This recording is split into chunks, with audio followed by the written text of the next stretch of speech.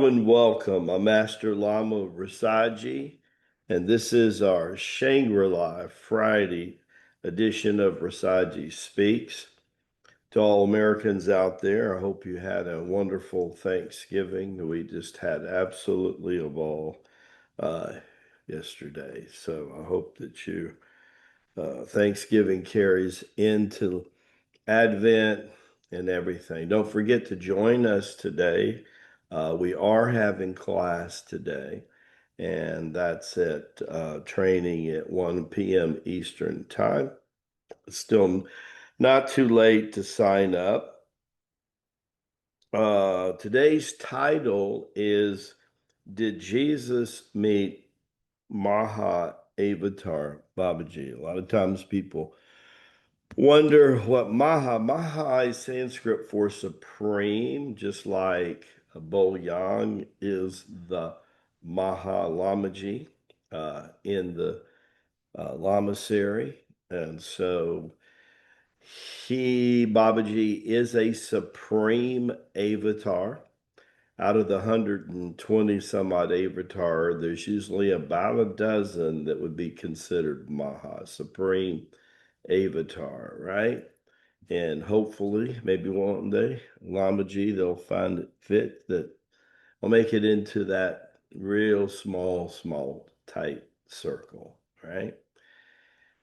Yes, he did. And that is the short answer. And I'll talk a little bit about that today.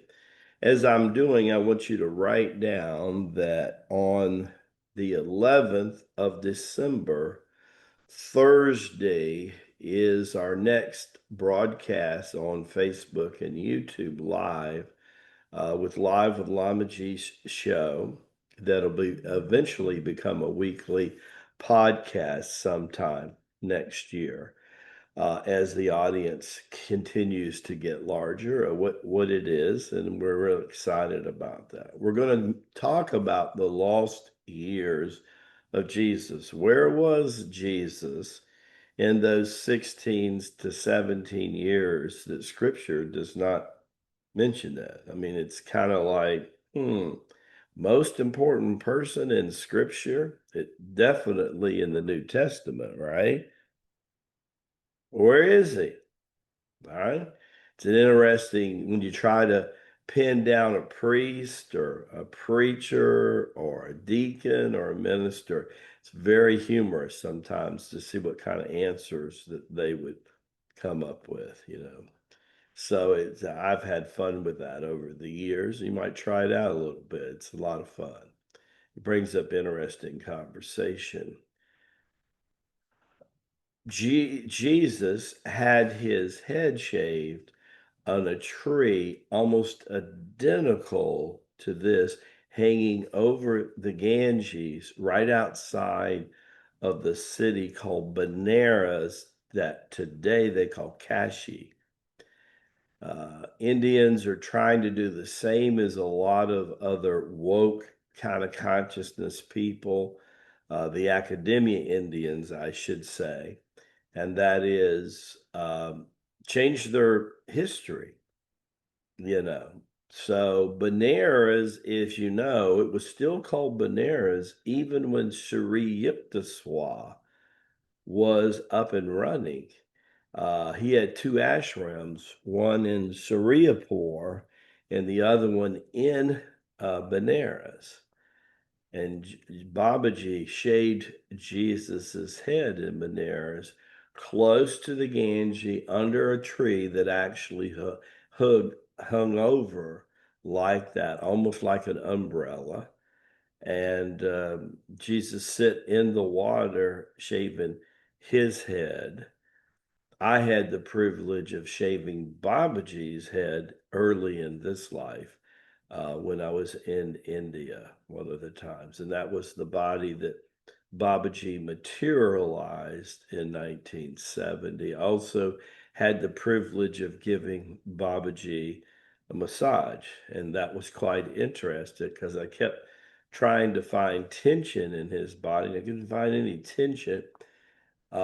His body reminded you of an infant that has only been born in the last 6 weeks. If you check out an infant's body, the muscular structure and how it is, it's kind of like silly putty, the clay, right?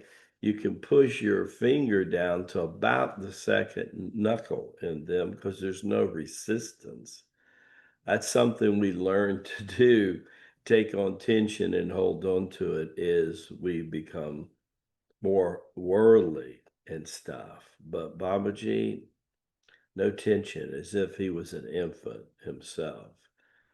Could go days without eating or drinking anything. I mean, literally manifest the powers of God on earth. And there is a city yoga lineage that pays total homage to Shiva.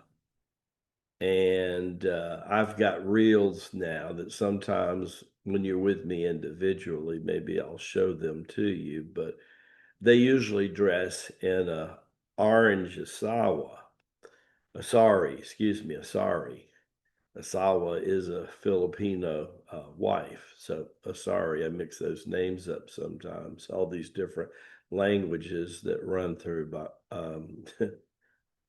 Rasaji's mind from time to time.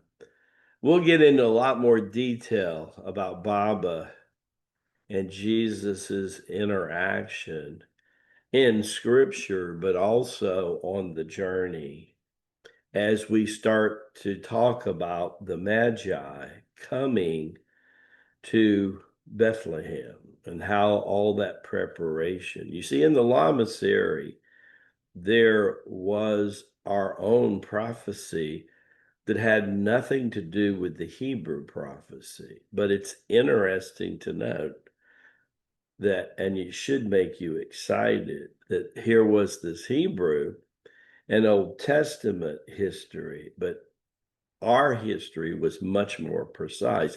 But the fact from two totally different cultures, there was this history. There was also this relation to the North Star, right?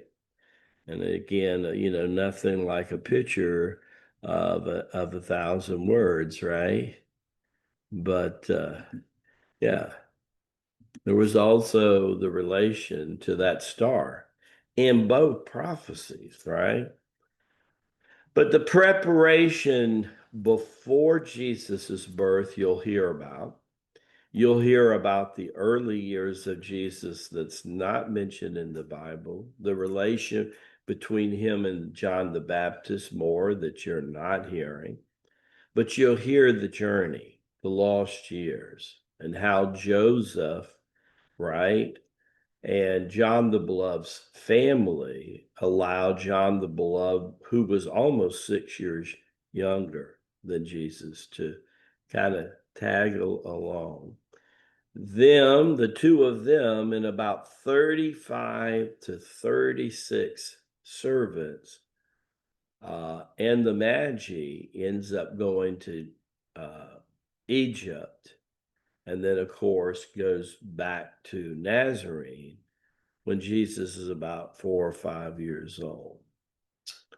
But I can't give you the story now. I've got to give it to you when we have the broadcast. So anyhow, maybe that'll get you excited enough to bring your friends, sit around. It'll be a 45 minute to an hour presentation, and it'll be titled The Lost Years or Lost Journey of Jesus. It's very fascinating. It will explain a lot, and it will strengthen your faith beyond belief. And it'll be available to us now, just like all of the broadcasts are now going to be resubmitted back on the Facebook profile, but already are naturally on the playlist on YouTube. When you go to the YouTube site, Circle Achieve with Rasaji, and there's different tabs you can click on. Click on the one that says live videos, where they're stored, and they're automatically stored there. So you'll have access to this now for a long time to come, and access to our first two broadcasts. Anyhow, as we say in the East, Baraka Busha. If you're on training today, chime in. And as you know, the live streaming for boot camp is the early bird price changes this Sunday. So if you don't want to pay more for it, why jump on it? It's going to be a fascinating training. And for those who are not coming, it'll help you to understand and get ready for the second boot camp, which will be in April. We've already picked the date. It's at the exact same hotel in Jacksonville Beach. And then we're merging a boot camp with the tour with Master David in July. So everything's going to be an exciting year of the Fire Horse. And I hope you plan on moving forward with your development and your teaching practice. And if you're not teaching, that you would seriously consider, because we definitely need your help. If this mission and the teachings and the light of truth from the Lamasery is inspiring your spirit and your soul, your sharat, we could sure use your help in spreading the word and teaching belly to belly, because that's the most powerful things that we do. You're going to be hearing a lot of nifty things going on leading up to the convention. And we've already had 10 or 15 people sign up for the convention. Okay. And Baraka Bashai. And we don't call this Black Friday. We call it Shangri-La Friday. God bless you and your family as we move right into Advent.